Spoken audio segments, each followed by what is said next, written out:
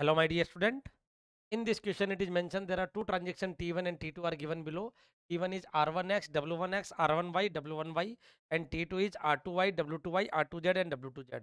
Here, Ri we denote a read operation by transaction Ti on a variable V, and Wi we denote a write operation by a transaction Ti on variable V. Then total number of conflict serializable schedule that can be formed by T1 and T2.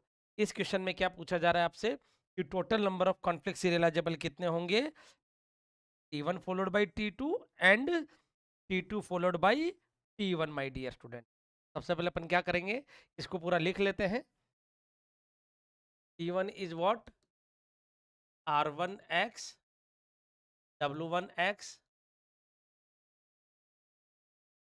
R1Y and W1Y, R1Y and W1Y. T2 is what, R2Y and W2Y and R2Z and W2, R2Z and के। तो अगर अपन को number of conflict serialisable find करने तो उसका क्या procedure है। हालांकि इसके काफ़ी सारे मेथड्स आपको पता होंगे, लेकिन ये मेथड आपका बहुत बेनिफिशियल है। मैं आपको लगेगा स्टार्टिंग में लंबा, लेकिन ये मेथड से आपकी गलती की प्रोबेबिलिटी बहुत कम हो जाती है। देखिए बच्चों, कैसे करना होगा। सबसे पहले अपन को कैलकुलेट करना है T1 followed by T2, T1 followed by T2, how many conflict serializable are there. तो कैसे करेंगे सुनिएगा। Write down all operation of the following transaction. What is the procedure, how to find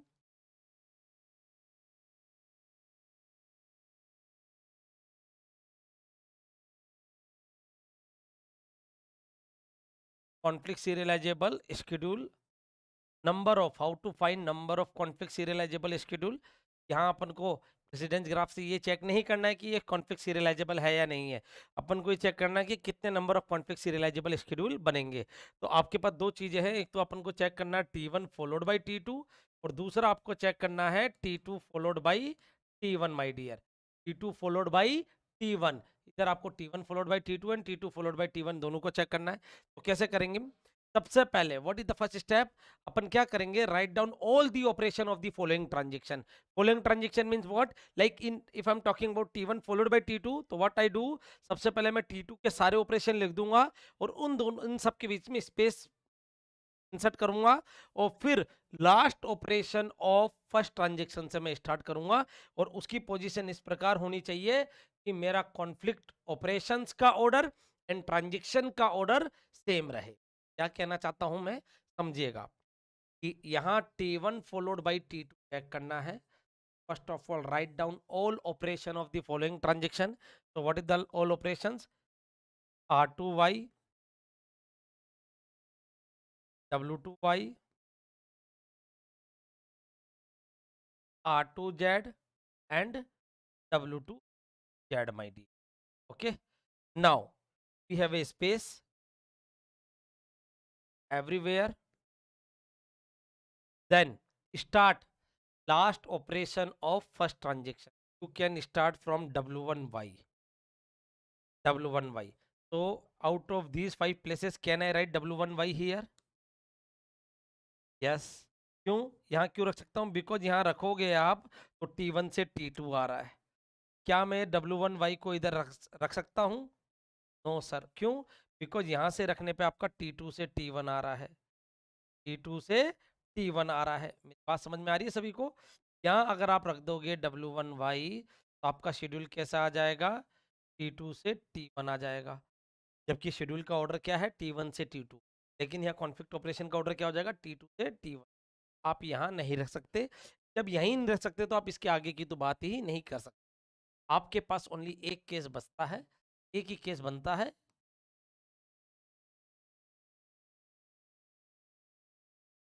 तो T1 फॉलोड बाई T2 कितने बनेंगे conflict serializable, only one my dear. अब अपन check करेंगे T2 followed by T1, T2 followed by T1 के लिए मैं क्या करूंगा, सबसे पहले मैं दोबारा लिख लेता हूँ सारे। T1 के क्या क्या है, R1X, 1X, R1Y and W1, R1Y and W1Y। Second T2 transaction क्या क्या है, R2Y and W2Y, R2Y and W2Y, R2Z and W2, R2Z and W। अब अपन को क्या चेक करना है, T1 फॉलोड बाई T2 आपके ओनली 1 आ रहे हैं। अब मेरे को T2 followed by T1 followed by 1 check करना है। उसके लिए क्या करूंगा मैं, write down all operation of the following transaction, T1 के सारे लिख लूंगा मैं, like R1X, W1X, R1Y and W1Y. Clear? And what I do, I give a space in between.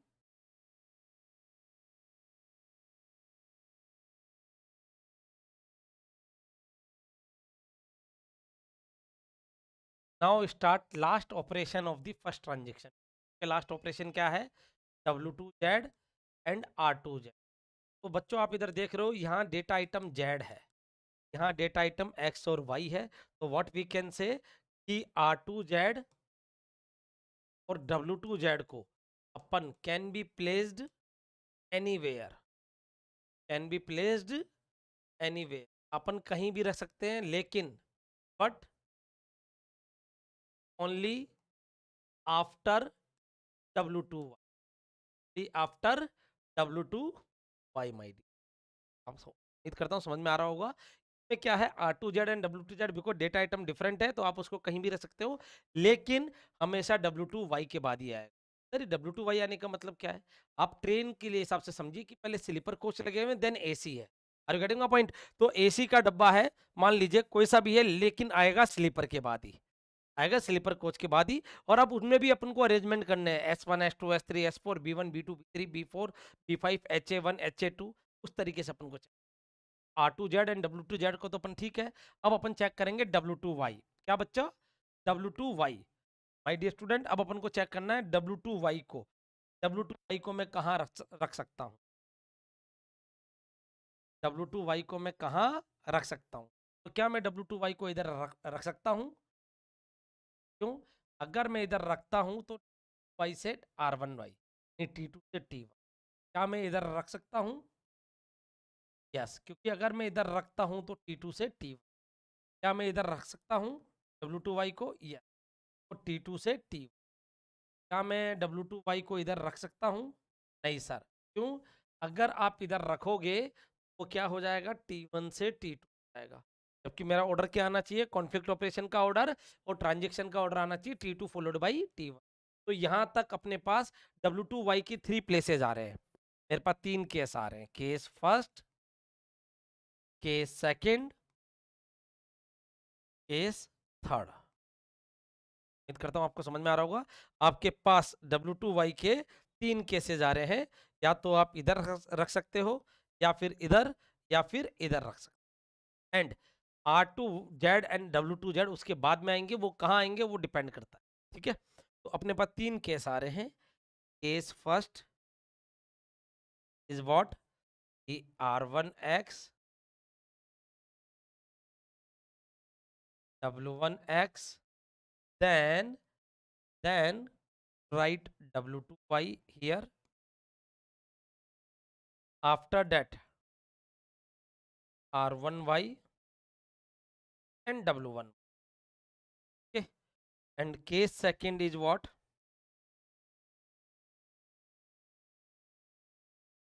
R1X, R1X के बाद, R1X के बाद W2Y, W2Y के बाद इधर आप देख सकते हो R1X W2Y, then W1X R1Y and W1। Third case, third case में क्या हो रहा है आपके पास, W2Y in the beginning, then R1X W1X R1Y and W1। Now check for R2Y. For these cases, now check for R2Y. Now check for R2। अब अपन इनों के लिए R2Y check करेंगे। क्या चेक करेंगे बच्चों? R2Y। ओके, तो अपन एक एक केस को लेंगे और सारी पॉसिबिलिटी चेक करेंगे। सबसे पहले मैं केस फर्स्ट लिख लेता हूं। केस फर्स्ट क्या है? R1X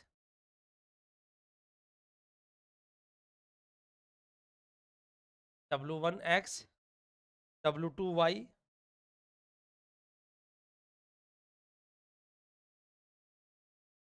after that R1Y and W1, R1Y and W1Y, R1Y and W1Y. Now you can see my dear student कि R2Z, for a R2Z, for a R2Z, here you have three space,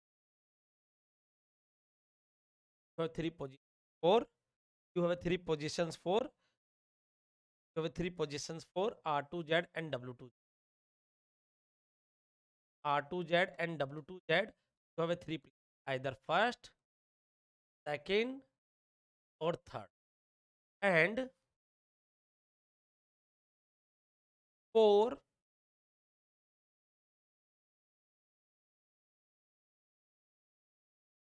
my dear student, for what is the remaining? R2Y. Can I place R2Y here? Yes sir. Can I place R2Y here? Yes sir. X, can I place R2Y here? और इससे बात तो आ ही नहीं सकता है।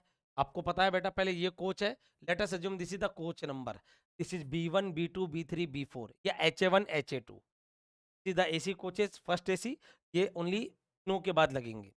और this is the B2 coach, let us assume B2, this is the B1, तो B1 कहाँ आएगा? B2 से पहले आएगा। आप अब देखो, अगर मेरा ये कोच इधर है, W2Y हियर है, यहाँ है, अगर मेरा W2Y, अब आप इधर देख सकते हो W2Y मेरा यहाँ है। सबसे पहले कितने केसेस बन रहे हैं? फॉर R2Y, और R2Y we have a three way, we have a three way, yes या नो? आइदर हियर और हियर और here. Now what happen for R2Z and W2Z? 3C1 plus 3C2। Sir ये 3C1 और 3C2 कैसे आया? आपको case first में आएंगे टोटल 18 तरीके, 18 वेज से आप शेड्यूल कर सकते हो। क्यों आया? Please try to understand what I am saying. Out of three places, out of three places, either we can, either we can place together,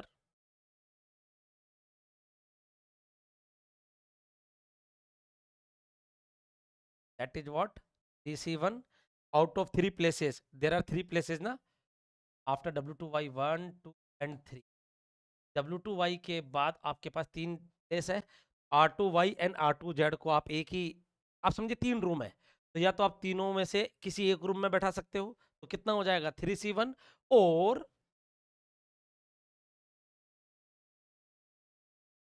place them separately. Separately का मतलब हो गया कि एक इस रूम में तो दूसरा अनदर रूम में, एक इसमें तो एक इसमें, एक इसमें तो एक इसमें, एक इसमें तो एक इसमें, इतने कितने केस बन जाएंगे उसकी combination? 3C2। Getting my point? ये कंसेप्ट आपको समझ में आ जाना चाहिए कि R2Z और W2Z के लिए, और R2Z एंड W2Z, और R2Z and W2Z out of three places, here three places are there, या तो आप उनको साथ साथ टुगेदर बैठा सकते हो, तो 3C1 out of 3 you can sit at one location, either this one this one this one, or you can use different location, so either this one this one this one this one, so for that 3C2, and ये सारे combination इन तीन वे से multiply हो जाएंगे, तो आपका कितना आ गया? केस फर्स्ट में 18, केस फर्स्ट में कितना आ गया?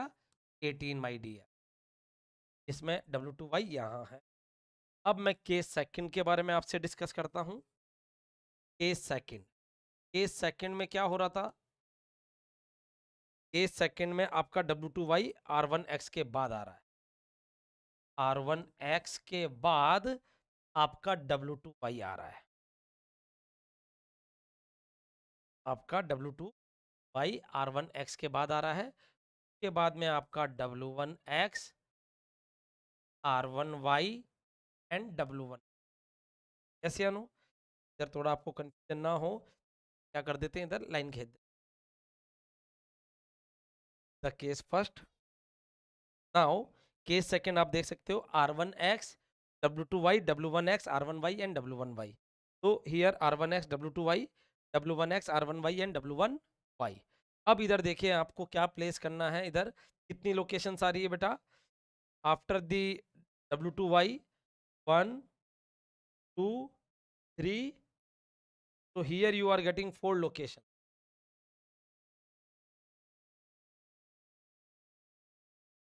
for R2Z and W2,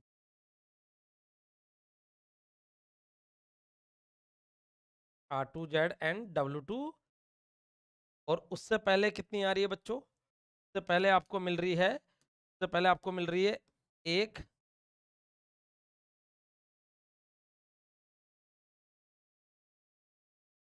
इनमें भी आप कहाँ इंसर्ट कर सकते हो, इसको इंसर्ट करना है R2Y को, तो can I insert R2Y here, yes sir, कोई कॉन्फ्लिक्ट नहीं हो रहा, रीड और डेटा आइटम डिफरेंट है यहाँ, यस सर। अब कई बच्चे सोच रहे होंगे सर इसके बाद में भी तो इंसर्ट कर सकते हैं, बेटा बाद में तो इंसर्ट करने का सवाल ही नहीं उठता है, क्योंकि आपको पता है, मैंने आपको बताया बेटा काउंटिंग में भी आपको पता है कि 20 बाद में आएगा, 19 पहले आएगा, समझ रहे हो बात। तो बेटा ये जो क्वेश्चन में गिवन है, ऑपरेशन का ऑर्डर चेंज नहीं कर सकते कि R2Y हमेशा कभी भी आए, किसी भी प्लेस पे आए, लेकिन W2Y से पहले आना चाहिए। तो देखो W2Y से पहले कहाँ कहाँ आ सकता है, यहाँ आ सकता है, के लिए कितने वे हो गए, R2Y के लिए 2, कितने हो गए बच्चा, 2, और यहां कितने आ गए, 4, तो आइदर सिट टुगेदर और separately, out of 4 places sit together और separately. so sit together means what, 4C1, और sit separately means what, 4C2, clear। so here you are getting 4C1 plus 4C2, कितना आ जाएगा, 2 multiplied by 4 plus 6, 10 into 2, 20। Case 2 में आपको आ जाएंगे 20 way, 20। Okay, now we will discuss case third. Case third में आपको कहाँ रखना है, स्टार्टिंग में ही रख देना है केस थर्ड। केस थर्ड में आपको W2Y the beginning,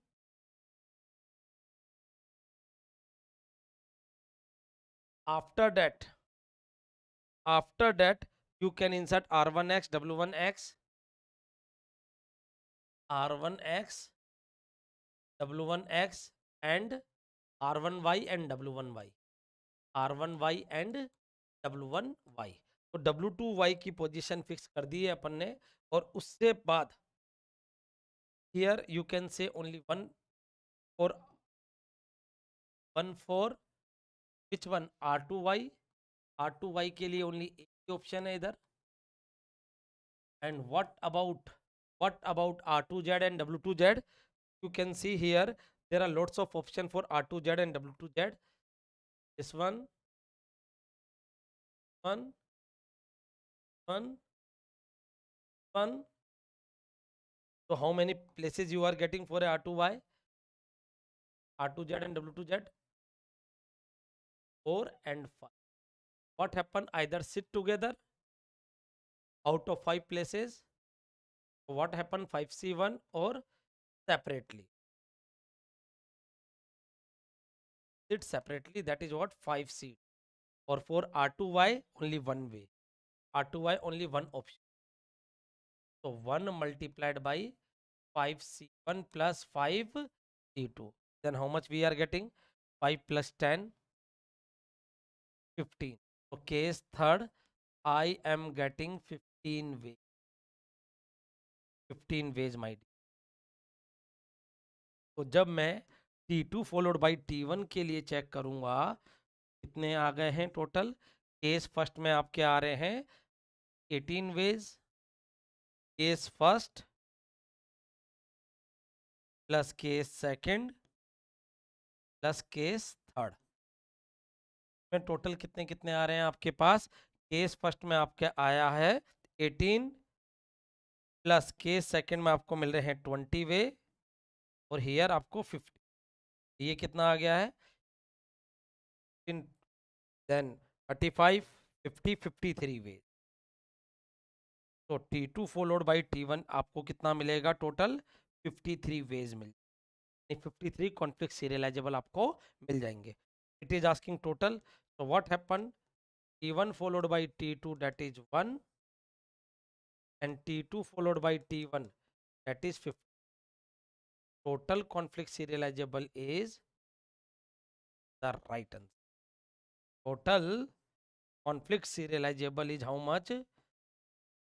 Total number of conflict serializable is 54, my dear. 53 plus 1. So total answer is 54 is the correct answer for this question. Hope so you get it. Thank you everyone.